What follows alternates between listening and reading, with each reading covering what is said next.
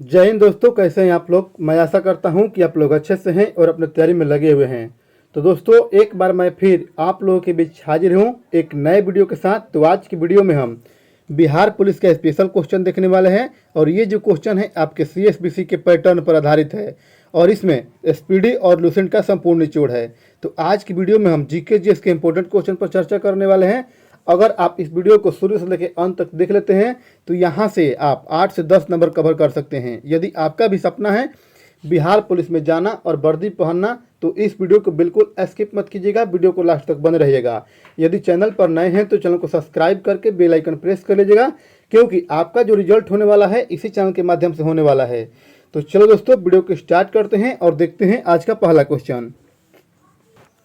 आज का पहला क्वेश्चन दिया गया है कि समुद्र में डूबी वस्तुओं का पता किस यंत्र द्वारा लगाया जाता है। तो ये लगाया जाता है आपका सोनार द्वारा। किसके द्वारा? सोनार द्वारा। तो आपको याद रखना है। आपसे अगर ये क्वेश्चन पूछ लेगा कि रिकॉर्ड की गई ध्वनि को किससे सुनते हैं हम, तो डिक्टाफोन द्वारा। किसके द्वारा? डिक्टाफोन द्वारा सुनते हैं। तो आपको याद रखना है। और विद्युत धारा का पता लगाने के लिए किस यंत्र का प्रयोग करते हैं, तो हम गैल्वेनोमीटर का। किसका प्रयोग करते हैं? गैल्वेनोमीटर का प्रयोग करते हैं। तो आपको याद रखना है। आपसे अगर ये क्वेश्चन पूछ लेगा कि सूक्ष्म वस्तुओं को देखने के लिए किस यंत्र का प्रयोग करते हैं, तो हम सूक्ष्मदर्शी का प्रयोग करते हैं। तो आपको याद रखना है। और आपसे भी क्वेश्चन पूछ लेगा कि वायुयान की ऊंचाई किस यंत्र से मापते हैं, तो हम अल्टीमीटर से। किससे मापते हैं? अल्टीमीटर से मापते हैं। तो आपको याद रखना है। आपसे अगर ये क्वेश्चन पूछ लेगा कि प्रतिरोध का एसआई मात्रक क्या है, तो प्रतिरोध का एसआई मात्रक आपका ओम होता है। क्या होता है? ओम होता है। तो आपको याद रखना है। और आपसे भी क्वेश्चन पूछेगा कि विद्युत धारा का एसआई मात्रक क्या है, तो विद्युत धारा का एसआई मात्रक आपका एम्पियर होता है। क्या होता है? एम्पियर होता है। तो आपको याद रखना है। आपसे अगर ये क्वेश्चन पूछेगा कि बल का एसआई मात्रक क्या है, तो बल का एसआई मात्रक आपका न्यूटन होता है। क्या होता है? न्यूटन होता है। तो आपको याद रखना है। और त्वरण का एसआई मात्रक क्या है, तो त्वरण का एसआई मात्रक आपका मीटर प्रति सेकंड स्क्वायर होता है। तो आपको याद रखना है। आपसे अगर ये क्वेश्चन पूछ लेगा कि उच्च ताप को मापने के लिए किसका प्रयोग करते हैं, तो हम पायरोमीटर करते हैं। किसका करते हैं? पायरोमीटर का प्रयोग करते हैं। तो आपको याद रखना है। और पानी को किससे मापा जाता है, तो पानी का हम क्यूसेक से मापते हैं। किससे मापते हैं? क्यूसेक से मापते हैं। तो आपको याद रखना है। तो इस वीडियो का हर क्वेश्चन आपके लिए इंपॉर्टेंट है, क्योंकि मैंने सेलेक्टेड क्वेश्चन लिया है। तो इस वीडियो को बिल्कुल स्किप मत कीजिएगा, वीडियो को लास्ट तक बने रहिएगा। अगला क्वेश्चन देखते हैं दोस्तों, क्वेश्चन नंबर 2। क्वेश्चन नंबर 2 कह रहा है कि ध्वनि तरंग किस कारण प्रतिध्वनि उत्पन्न करती है, तो ये आपके परिवर्तन के कारण। किसके कारण? परिवर्तन के कारण। तो आपको याद। अगला क्वेश्चन देखते हैं दोस्तों, क्वेश्चन नंबर 3। क्वेश्चन नंबर 3 कह रहा है कि निम्नलिखित में से कौन सा रोग संक्रामक रोग नहीं है, तो ये आपका कैंसर। कौन सा रोग? कैंसर जो है आपका संक्रामक रोग नहीं है। तो आपको याद रखना है। और आपसे भी क्वेश्चन पूछ लेगा कि कैंसर होने का मुख्य कारण क्या है, तो कैंसर होने का मुख्य कारण होता है कोशिकाओं का अनियंत्रित होना। क्या होना? कोशिकाओं का अनियंत्रित होना। तो आपको याद रखना है। आपसे अगर ये क्वेश्चन पूछेगा कि कैंसर का अध्ययन क्या कहलाता है, तो कैंसर का अध्ययन आपको ऑन्कोलॉजी कहलाता है। क्या कहलाता है? ऑन्कोलॉजी कहलाता है। तो आपको याद रखना है। और कैंसर के उपचार में हम किसका प्रयोग करते हैं, तो कैंसर के उपचार में हम कोबाल्ट 60 का प्रयोग करते हैं। किसका करते हैं? कोबाल्ट 60 का प्रयोग करते हैं, या फिर आयोडीन 131 का प्रयोग करते हैं। तो आपको याद रखना है। आपसे अगर ये क्वेश्चन पूछ लेगा कि डिप्थीरिया से कौन सा अंग प्रभावित होता है, तो डिप्थीरिया से आपका गला प्रभावित होता है। क्या प्रभावित होता है? गला प्रभावित होता है। तो आपको याद रखना है। यानी कि श्वास नली प्रभावित होता है। तो आपको याद रखना है। आपसे अगर ये क्वेश्चन पूछ लेगा कि टाइफाइड से कौन सा अंग प्रभावित होता है, तो टाइफाइड से आपका आंत प्रभावित होता है। क्या प्रभावित होता है? आंत प्रभावित होता है। तो आपको याद रखना है। और आपसे भी क्वेश्चन पूछ लेगा कि मलेरिया से कौन सा अंग प्रभावित होता है, तो मलेरिया से आपका आरबीसी तीली प्रभावित होता है। क्या होता है? आरबीसी तीली प्रभावित होता है। तो आपको याद रखना है। आपसे अगर ये क्वेश्चन पूछ लेगा कि आरबीसी का जीवन काल कितने दिन का होता है, तो ये आपका 120 दिन का होता है। कितने दिन का होता है? 120 दिन का होता है। तो आपको याद रखना है। और आरबीसी का मुख्य कार्य क्या है, तो आरबीसी का मुख्य कार्य है आपके शरीर में ऑक्सीजन का परिवहन करना। तो आपको याद रखना है। अगला क्वेश्चन देखते हैं दोस्तों, क्वेश्चन नंबर 4। क्वेश्चन नंबर 4 कह रहा है कि आत्महत्या की थैली किसको कहा जाता है, तो आत्महत्या की थैली हम लाइसोसोम को कहते हैं। किसको कहते हैं? लाइसोसोम को कहते हैं। तो आपको याद रखना है। आपसे अगर ये क्वेश्चन पूछ लेगा कि लाइसोसोम का खोज किसने किया था, तो लाइसोसोम का खोज आपका सीडी दुबे ने किया था। किसने किया था? सीडी दुबे ने किया था। तो आपको याद रखना है। और आपसे भी क्वेश्चन पूछेगा कि इसका खोज कब हुआ था, तो इसका खोज 1949 में हुआ था। कब हुआ था? 1949 में हुआ था। तो आपको याद रखना है। आपसे अगर ये क्वेश्चन पूछ लेगा कि प्रोटीन का फैक्ट्री किसको कहते हैं, तो प्रोटीन का फैक्ट्री हम राइबोसोम को कहते हैं। किसको कहते हैं?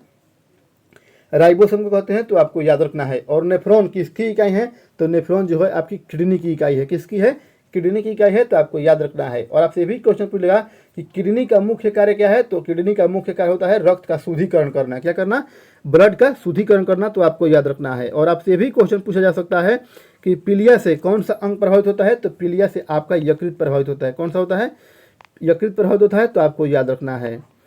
आपसे अगर ये क्वेश्चन पूछ लगा कि शरीर का पावर हाउस किसको कहते हैं, तो शरीर का पावर हाउस हम माइट्रोकांड्रिया को कहते हैं। किसको कहते हैं, माइट्रोकांड्रिया को कहते हैं, तो आपको याद रखना है।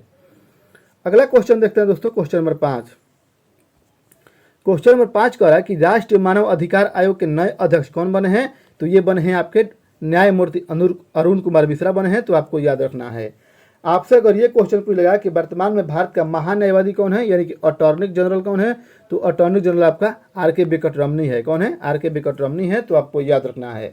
आपसे अगर ये क्वेश्चन पूछ लगा कि हमारे संविधान के किस अनुच्छेद में महान्यायवादी का वर्णन है, तो अनुच्छेद 76 में। किस में है, अनुच्छेद 76 में है, तो आपको याद रखना है। और आपसे भी क्वेश्चन पूछ लगा कि नाबार्ड का अध्यक्ष कौन है, तो नाबार्ड का अध्यक्ष आपका गोविंद चिंताला है। कौन है, गोविंद चिंताला है, तो आपको याद रखना है। अगला क्वेश्चन देखते हैं दोस्तों, क्वेश्चन नंबर 6। क्वेश्चन नंबर 6 कह रहा है कि उपन्यास दुर्गेश नंदिनी का लेखक कौन है, तो ये आपका बंकिम चंद्र चटर्जी है। कौन है, बंकिम चंद्र चटर्जी है, तो आपको याद रखना है। और आपसे भी क्वेश्चन पूछ लेगा कि गीतांजलि का लेखक कौन है, तो गीतांजलि का लेखक आपका रविन्द्रनाथ टैगोर है। कौन है, रविन्द्रनाथ टैगोर है, तो आपको याद रखना है। और रविन्द्रनाथ टैगोर को नोबेल पुरस्कार कब मिला था, तो ये आपका 1913 में मिला था। कब मिला था, 1913 में मिला था, तो आपको याद रखना है। आपसे अगर ये क्वेश्चन पूछ लेगा कि कोरेट टू कनवास पुस्तक का लेखक कौन है, तो आपका अमृता प्रीतम है। कौन है, अमृता प्रीतम है, तो आपको याद रखना है। और आपसे भी क्वेश्चन पूछ लेगा कि पिंजर का लेखक कौन है, तो पिंजर का भी लेखक आपका अमृता प्रीतम ही है। कौन है, अमृता प्रीतम ही है, तो आपको याद रखना है। आपसे अगर ये क्वेश्चन पूछेगा कि सनी डेज का लेखक कौन है, तो सनी डेज का लेखक आपका सुनील गावस्कर है। कौन है, सुनील गावस्कर है, तो आपको याद रखना है। आपसे अगर ये क्वेश्चन पूछ लेगा कि माई म्यूजिक माई लाइफ पुस्तक का लेखक कौन है, तो माई म्यूजिक माई लाइफ पुस्तक का लेखक आपका पंडित रविशंकर है। कौन है, पंडित रविशंकर है, तो आपको याद रखना है। और माई कंट्री माई लाइफ का लेखक कौन है, तो माई कंट्री माई लाइफ के लेखक आपका लाल कृष्ण अडवाणी है। कौन है, लाल कृष्ण अडवाणी है, तो आपको याद रखना है। अगला क्वेश्चन देखते हैं दोस्तों, क्वेश्चन नंबर 7। क्वेश्चन नंबर 7 कह रहा है कि मौर्य वंश के पश्चात किस वंश का राज स्थापित हुआ था, तो ये आपका हुआ था शुंग वंश का। किसका हुआ था, शुंग वंश का हुआ था, तो आपको याद रखना है। आपसे अगर ये क्वेश्चन पूछ लेगा कि मौर्य वंश का अंतिम शासक कौन था, तो मौर्य वंश का अंतिम शासक आपका बृहद्रथ था। कौन था, बृहद्रथ था। और बृहद्रथ की हत्या करके शुंग वंश का स्थापना पुष्यमित्र शुंग ने किया था, तो आपको याद रखना है। आपसे अगर ये क्वेश्चन पूछ लेगा कि मौर्य वंश का संस्थापक कौन था, तो मौर्य वंश का संस्थापक आपका चंद्रगुप्त मौर्य था। कौन था, चंद्रगुप्त मौर्य था। और मौर्य वंश का सबसे प्रतापी राजा कौन था, तो मौर्य वंश का सबसे प्रतापी राजा आपका अशोक था। कौन था, अशोक था, तो आपको याद रखना है। आपसे अगर ये क्वेश्चन पूछ लेगा कि अशोक का पिता का नाम क्या था, तो अशोक का पिता का नाम बिंदुसार था। क्या था, बिंदुसार था, तो आपको याद रखना है। और आपसे भी क्वेश्चन पूछ लेगा कि कलिंग युद्ध किससे संबंधित है, तो कलिंग युद्ध आपके अशोक से संबंधित है। किससे है, अशोक से संबंधित है, तो आपको याद रखना है। आपसे अगर ये क्वेश्चन पूछ लेगा कि कुषाण वंश का संस्थापक कौन था, तो कुषाण वंश का संस्थापक आपका कुजुर कैटफिशस था, तो आपको याद रखना है। और कुषाण वंश का सबसे प्रतापी राजा कौन था, तो ये आपका कनिष्क था। कौन था, कनिष्क था, तो आपको याद रखना है। आपसे अगर ये क्वेश्चन पूछा कि गुप्त वंश का संस्थापक कौन था, तो गुप्त वंश का संस्थापक आपका श्रीगुप्त था। कौन था, श्रीगुप्त था, तो आपको याद रखना है। और सातवाहन वंश का संस्थापक कौन था, तो सातवाहन वंश के संस्थापक आपका सिमुक था। कौन था, सिमुक था, तो आपको याद रखना है। तो हर क्वेश्चन आपके लिए इंपॉर्टेंट है, इस क्वेश्चन को बिल्कुल स्किप मत कीजिएगा और इसको लिखते चलिएगा। अगला क्वेश्चन देखते हैं दोस्तों, क्वेश्चन नंबर 8। क्वेश्चन नंबर 8 कह रहा है कि जयप्रकाश नारायण निम्नलिखित में से किस आंदोलन से संबंधित थे, तो ये आपके भारत छोड़ो आंदोलन से संबंधित है, तो आपको याद रखना है। आपसे अगर ये क्वेश्चन पूछेगा कि भारत छोड़ो आंदोलन कब हुआ था, तो ये 1942 में हुआ था। कब हुआ था, 1942 में हुआ था, तो आपको याद रखना है। और आपसे भी क्वेश्चन पूछेगा कि इसी आंदोलन में महात्मा गांधी ने कौन सा नारा दिया था, तो ये नारा दिया था करो या मरो का। किसका, डू एंड डाई का नारा दिया था, तो आपको याद रखना है। आपसे अगर ये क्वेश्चन पूछ लेगा कि असहयोग आंदोलन कब हुआ था, तो असहयोग आंदोलन आपका 1920 में हुआ था। कब हुआ था, 1920 में हुआ था, तो आपको याद रखना है। और असहयोग आंदोलन को कब स्थगित किया गया था, तो ये 1922 में। कब किया गया था, 1922 में किया गया था, तो आपको याद रखना है।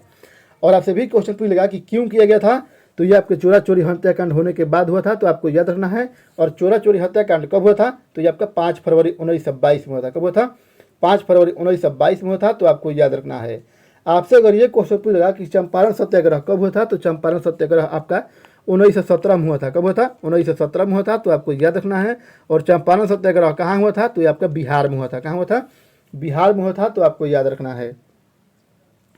अगला क्वेश्चन देखते हैं दोस्तों, क्वेश्चन नंबर 9। क्वेश्चन नंबर 9 कह रहा है कि पीत आतंक से किस देश को संबोधित किया जाता है? तो ये संबोधित किया जाता है आपका जापान को। किसको करते हैं? जापान को करते हैं, तो आपको याद रखना है। आपसे अगर ये क्वेश्चन पूछेगा कि जापान की राजधानी कहाँ है, तो जापान की राजधानी आपकी टोक्यो है। कहाँ है? टोक्यो है, तो आपको याद रखना है। और आपसे भी क्वेश्चन पूछेगा कि जापान की करेंसी क्या है, तो जापान की करेंसी आपकी येन है। क्या है? येन है, तो आपको याद रखना है। आपसे अगर ये क्वेश्चन पूछ लेगा कि जापान पर अमेरिका ने बम विस्फोट कब किया था, तो ये आपका 6 अगस्त 1945 को किया था, और दूसरा आपका 9 अगस्त 1945 को किया था, तो आपको याद रखना है। आपसे अगर ये क्वेश्चन पूछ लेगा कि दक्षिण कोरिया और उत्तरी कोरिया को कौन सी रेखा डिवाइड करती है, तो ये आपकी 38 डिग्री समानांतर रेखा डिवाइड करती है, तो आपको याद रखना है। और आपसे भी क्वेश्चन पूछ लेगा कि अमेरिका की राजधानी कहाँ है, तो अमेरिका की राजधानी आपकी वाशिंगटन डीसी है। कहाँ है? वाशिंगटन डीसी है, तो आपको याद रखना है। क्वेश्चन देखते हैं दोस्तों, क्वेश्चन नंबर 10। क्वेश्चन नंबर 10 कह रहा है कि सभी राज्यों के लिए उच्च न्यायालय की व्यवस्था होगी संविधान के किस अनुच्छेद में बने थे, तो ये अनुच्छेद 214 में। किस में है? अनुच्छेद 214 में है, तो आपको याद रखना है। और सर्वोच्च न्यायालय का वर्णन किस में है, तो अनुच्छेद 124 में। किस में है? अनुच्छेद 124 में है, तो आपको याद रखना है। आपसे अगर ये क्वेश्चन पूछ लेगा कि वर्तमान में भारत में कितने हाई कोर्ट हैं, तो आपके 25 है। कितने हैं? 25 है, तो आपको याद रखना है। और आपसे भी क्वेश्चन पूछेगा कि महान्यायवादी का वर्णन किस अनुच्छेद में है, तो अनुच्छेद 76 में है। किस में है? अनुच्छेद 76 में है, तो आपको याद रखना है। आपसे अगर ये क्वेश्चन पूछ लेगा कि अस्पृश्यता का उन्मूलन किस अनुच्छेद में है, तो अनुच्छेद 17 में है। किस में है? अनुच्छेद 17 में है, तो आपको याद रखना है। और उपाधियों का अंत किस में है, तो अनुच्छेद 18 में है। किस में है? अनुच्छेद 18 में है, तो आपको याद रखना है। अगला क्वेश्चन देखते हैं दोस्तों, क्वेश्चन नंबर 11। क्वेश्चन नंबर 11 का है कि संविधान सभा में महिला सदस्यों की संख्या कितनी थी, तो इसकी संख्या 15 थी। कितनी थी? 15 थी, तो आपको याद रखना है। और अनुसूचित जातियों की संख्या कितनी थी, तो आपकी 33 थी। कितनी थी? 33 थी, तो आपको याद रखना है। आपसे अगर ये क्वेश्चन पूछेगा कि संविधान सभा की बैठक कब हुई थी, तो संविधान सभा की प्रथम बैठक आपका 9 दिसंबर 1946 में हुई थी। कब हुई थी? 9 दिसंबर 1946 में हुई थी, तो आपको याद रखना है। और दूसरी बार बैठक कब हुई थी, तो दूसरी बार बैठक आपका 11 दिसंबर 1946 में हुई थी। कब हुई थी? 11 दिसंबर 1946 में हुई थी, तो आपको याद रखना है। आपसे अगर ये क्वेश्चन पूछेगा कि 9 दिसंबर 1946 में जब संविधान सभा की बैठक हुई थी, उस समय अध्यक्ष कौन बने थे, तो आपके सच्चिदानंद सिन्हा बने थे। कौन बने थे? सच्चिदानंद सिन्हा बने थे, तो आपको याद रखना है।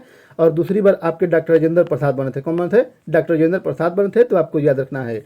आपसे अगर ये क्वेश्चन पूछ लेगा कि संविधान बनाने में कितना समय लगा था, तो संविधान बनाने में आपका 2 वर्ष 11 महीना 18 दिन लगा था, तो आपको याद रखना है। और आपसे भी क्वेश्चन पूछ लेगा कि भारत का संविधान कब अंगीकार किया गया था, तो ये 26 नवंबर 1949 ईस्वी को। कब? 26 नवंबर 1949 ईस्वी को अंगीकार किया गया था। और 26 जनवरी 1950 को लागू हुआ था। कब हुआ था? 26 जनवरी 1950 को लागू हुआ था, तो आपको याद रखना है। अगला क्वेश्चन देखते हैं दोस्तों, क्वेश्चन नंबर 12। क्वेश्चन नंबर 12 कह रहा है कि राज्य पुनर्गठन आयोग के अध्यक्ष कौन थे, तो ये फजल अली थे। कौन थे? फजल अली थे, तो आपको याद रखना है। और राज्य पुनर्गठन आयोग का स्थापना कब हुआ था, तो ये 1953 में हुआ था। कब हुआ था? 1953 में हुआ था, तो आपको याद रखना है। आपसे अगर ये क्वेश्चन पूछेगा कि संघ संविधान सभा के अध्यक्ष कौन थे, तो आपके पंडित जवाहरलाल नेहरू थे। कौन थे? पंडित जवाहरलाल नेहरू थे, तो आपको याद रखना है। और झंडा समिति के अध्यक्ष कौन थे, तो आपके जेपी कृपलानी थे। कौन थे? जेपी कृपलानी थे, तो आपको याद रखना है। आपसे अगर ये क्वेश्चन पूछेगा कि भारत के प्रथम राष्ट्रपति कौन थे, तो आपके डॉक्टर राजेंद्र प्रसाद थे। कौन थे? डॉक्टर राजेंद्र प्रसाद थे, तो आपको याद रखना है। अगला क्वेश्चन देखते हैं दोस्तों, क्वेश्चन नंबर 13। क्वेश्चन नंबर 13 कह रहा है कि भूकंप की तीव्रता किससे मापा जाता है, तो भूकंप की तीव्रता हम मापते हैं रिएक्टर स्केल से। किससे मापते हैं? रिएक्टर स्केल से मापते हैं, तो आपको याद रखना है। आपसे अगर ये क्वेश्चन पूछेगा कि भूकंप का अध्ययन किस में करते हैं, तो भूकंप का अध्ययन हम सिस्मोलॉजी में करते हैं। किस में करते हैं? सिस्मोलॉजी में करते हैं, तो आपको याद रखना है। आपसे अगर ये क्वेश्चन पूछेगा कि वायुयान की ऊंचाई किससे मापते हैं, तो हम अल्टीमीटर से। किससे मापते हैं? अल्टीमीटर से मापते हैं, तो आपको याद रखना है। और वायु का दाब किससे मापते हैं, तो हम एनीमोमीटर से। किससे मापते हैं? एनीमोमीटर से मापते हैं, तो आपको याद रखना है। और उच्च ताप किससे मापते हैं, तो उच्च ताप हम पायरोमीटर से मापते हैं, तो आपको याद रखना है। अगला क्वेश्चन देखते हैं दोस्तों, क्वेश्चन नंबर 14। क्वेश्चन नंबर 14 का है कि निम्नलिखित में से किस मिट्टी को रेगुर मिट्टी कहते हैं? तो हम काली मिट्टी को, किसको कहते हैं? काली मिट्टी को कहते हैं। तो आपको याद रखना है। और काली मिट्टी किसके लिए उपयोगी होती है? तो काली मिट्टी आपके कपास के लिए उपयोगी होती है। तो आपको याद रखना है।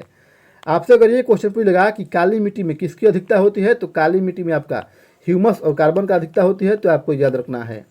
आपसे अगर ये क्वेश्चन पूछ लगा कि चाय के लिए कौन सी मिट्टी उपयोगी होती है? तो चाय के लिए आपका लाल मिट्टी उपयोगी होती है। तो आपको याद रखना है। और लाल मिट्टी का रंग लाल होने का मुख्य कारण क्या है? तो इसमें आयरन ऑक्साइड, क्या होना? Iron oxide. तो आपको याद रखना है। आपसे अगर ये क्वेश्चन पूछ लगा कि गेहूं के लिए कौन सी मिट्टी उपजाऊ होती है? तो आपकी जलोढ़ मिट्टी। कौन सी मिट्टी? जलोढ़ मिट्टी। तो आपको याद रखना है। अगला क्वेश्चन देखते हैं दोस्तों, क्वेश्चन नंबर 15। क्वेश्चन नंबर 15 का है कि क्लोरीन का इलेक्ट्रॉनिक विन्यास क्या है? तो क्लोरीन का इलेक्ट्रॉनिक विन्यास आपका 287 है। क्या है? 287 है। तो आपको याद रखना है। कोई भी इलेक्ट्रॉनिक विन्यास निकालने के लिए सबसे पहले उसकी परमाणु संख्या देखा जाता है और तब उसको प्रत्येक कक्षा में बैठाया जाता है। जैसे पहले कक्षा में 2, दूसरे कक्षा में 8, तीसरे कक्षा में 18 और चौथी कक्षा में आपका 32 इलेक्ट्रॉन होते हैं। तो आपको याद रखना है। और आपसे अगर ये क्वेश्चन पूछेगा कि सोडियम का इलेक्ट्रॉनिक विन्यास कितना होता है? तो सोडियम का इलेक्ट्रॉनिक विन्यास आपका 281 होगा। क्या होगा? 281 होगा। तो आपको याद रखना है क्योंकि सोडियम का परमाणु संख्या आपका 11 होता है। क्या होता है? 11 होता है। तो आपको याद रखना है। अगला क्वेश्चन देखते हैं दोस्तों, क्वेश्चन नंबर 16। क्वेश्चन नंबर 16 का है कि प्रकाश संश्लेषण के लिए कौन सी गैस आवश्यक है? तो ये आपकी कार्बन डाइऑक्साइड आवश्यक है। तो आपको याद रखना है। आपसे अगर ये क्वेश्चन पूछेगा कि प्रकाश संश्लेषण के दौरान कौन सी गैस निकलती है? तो आपकी ऑक्सीजन गैस निकलती है। कौन सी निकलती है? ऑक्सीजन गैस निकलती है। तो आपको याद रखना है। आपसे अगर ये क्वेश्चन पूछेगा कि वायुमंडल में सबसे अधिक कौन सी गैस है? तो वायुमंडल में सबसे अधिक आपका नाइट्रोजन गैस है। और कितना है? तो 78.08% है। तो आपको याद रखना है। आपसे अगर ये क्वेश्चन पूछ लेगा कि ऑक्सीजन की मात्रा कितनी है? तो ऑक्सीजन की मात्रा आपका 21% है। कितना है? 21% है। और कार्बन डाइऑक्साइड की मात्रा आपका 0.03% है। तो आपको याद रखना है। अगला क्वेश्चन देखते हैं दोस्तों, क्वेश्चन नंबर 17। क्वेश्चन नंबर 17 का रहा है कि वॉलीबॉल खेल में खिलाड़ियों की संख्या कितनी होती है? तो इसमें 6 खिलाड़ी खेलते हैं। तो आपको याद रखना है। आपसे अगर ये क्वेश्चन पूछेगा कि कबड्डी में कितने खिलाड़ी खेलते हैं? तो कबड्डी में आपके 7 खिलाड़ी खेलते हैं। कितने खेलते हैं? 7 खिलाड़ी खेलते हैं। तो आपको याद रखना है। और रग्बी फुटबॉल में कितने खेलते हैं? तो रग्बी फुटबॉल में आपके 15 खिलाड़ी खेलते हैं। कितने खेलते हैं? 15 खिलाड़ी खेलते हैं। तो आपको याद रखना है। और आपसे भी क्वेश्चन पूछेगा कि रग्बी फुटबॉल कहाँ की प्रसिद्ध खेल है? तो आपका ये स्कॉटलैंड का है। कहाँ का है? स्कॉटलैंड का है। तो आपको याद रखना है। और आपसे भी क्वेश्चन पूछ लेगा कि फुटबॉल में कितने खिलाड़ी खेलते हैं? तो फुटबॉल में आपका 11 खेलते हैं। और आपसे भी क्वेश्चन पूछ लेगा कि क्रिकेट में कितने खिलाड़ी खेलते हैं? तो क्रिकेट में भी आपके 11 खिलाड़ी खेलते हैं। तो आपको याद रखना है। अगला क्वेश्चन देखते हैं दोस्तों, क्वेश्चन नंबर 18। क्वेश्चन नंबर 18 कह रहा है कि राष्ट्रीय उपभोक्ता दिवस कब मनाया जाता है? तो ये मनाया जाता है आपका 16 अक्टूबर को। कब मनाया जाता है? 16 अक्टूबर को मनाया जाता है। तो आपको याद रखना है। आपसे अगर ये क्वेश्चन पूछ लेगा कि पर्यटन दिवस कब मनाते हैं? तो पर्यटन दिवस हम 27 सितंबर को मनाते हैं। कब मनाते हैं? 27 सितंबर को मनाते हैं। तो आपको याद रखना है। और विश्व महासागर दिवस कब मनाते हैं? तो विश्व महासागर दिवस हम 8 जून को मनाते हैं। कब मनाते हैं? 8 जून को मनाते हैं। तो आपको याद रखना है। आपसे अगर ये क्वेश्चन पूछ लेगा कि बाल दिवस कब मनाया जाता है? तो बाल दिवस आपका 14 नवंबर को मनाया जाता है। तो आपको याद रखना है। आपसे अगर ये क्वेश्चन पूछ लेगा कि मतदाता दिवस कब मनाते हैं, यानी कि वोटर डे कब मनाते हैं? तो हम 25 जनवरी को। कब मनाते हैं? 25 जनवरी को मनाते हैं। तो आपको याद रखना है। और आपसे ये भी क्वेश्चन पूछ लेगा कि विज्ञान दिवस कब मनाते हैं? तो विज्ञान दिवस हम 28 फरवरी को मनाते हैं। कब मनाते हैं? 28 फरवरी को मनाते हैं। तो आपको याद रखना है। और खेल दिवस कब मनाते हैं? तो खेल दिवस हम 29 अगस्त को मनाते हैं। कब मनाते हैं? 29 अगस्त को मनाते हैं। तो आपको याद रखना है। अगला क्वेश्चन देखते हैं दोस्तों, क्वेश्चन नंबर 19। क्वेश्चन नंबर 19 कह रहा है कि पंचेत बांध किस नदी पर बनाया गया है? तो ये आपके दामोदर नदी पर। किस नदी पर? दामोदर नदी पर बनाया गया है। तो आपको याद रखना है। आपसे अगर ये क्वेश्चन पूछेगा कि दामोदर नदी कहाँ बहती है? तो दामोदर नदी आपके पश्चिम बंगाल यानी कि वेस्ट बंगाल में बहती है। तो आपको याद रखना है।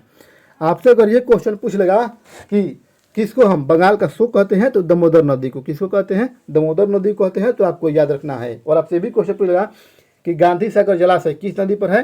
तो ये आपके चंबल नदी पर है। किस नदी पर है? चंबल नदी पर है। तो आपको याद रखना है।